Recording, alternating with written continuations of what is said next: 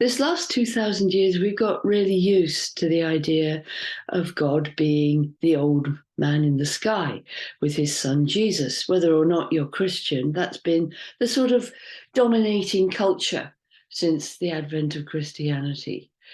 However, that was a fairly new thing. God as male only was only mooted about 500 years before Jesus was born, at the end of the first temple.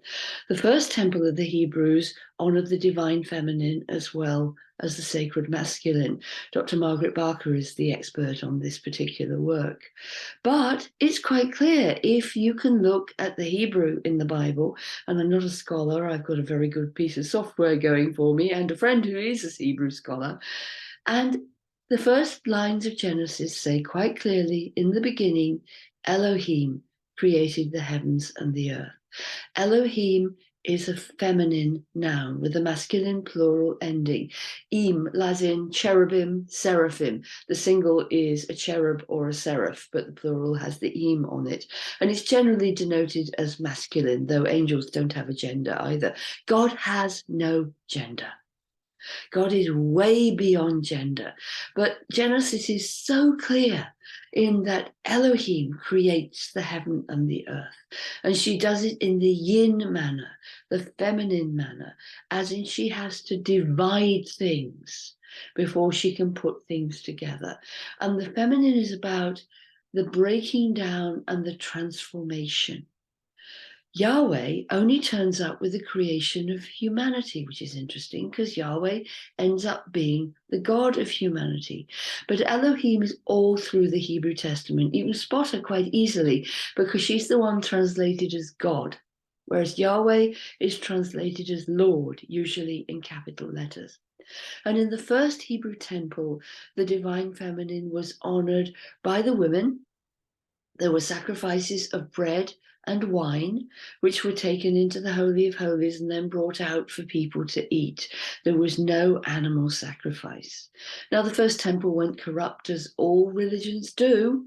All religions eventually become issues around power and control, but all religions are starting from the need to venerate, to worship, to honor. And nowadays, we really need to return to that aspect of the divine feminine for Mother Nature. Mother Nature, our planet. We have to come back to this idea that God is not the old man in the sky.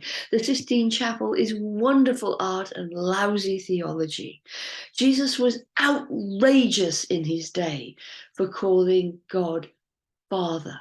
That was extraordinary to them. It's totally ordinary to us. Calling God Daddy, Abba, Papa was scandalous in those days. So it's quite logical that people may think it's scandalous to call God Goddess or she. It is not. It's just a new way of trying to bring her back to us, bring it back to us. It is thought to be disrespectful, but God is not male. God is not female. But if we can only bring the two together and dive into this amazing testament, the amazing teachings in Hebrew, the amazing teachings through Ruth and Esther and Deborah, the prophets and the kings, not just the Torah. There's magic and there's mystery in there. I've written about it in this book, A Woman's Worth, the Divine Feminine in the Hebrew Testament, and I'm doing a couple of workshops on it this spring. I have an online course on it as well. So please check those out in the link below if you're interested. There is wonder here. There is wonderful uncovering of sacred truths which we really need in the world today. Thanks for listening.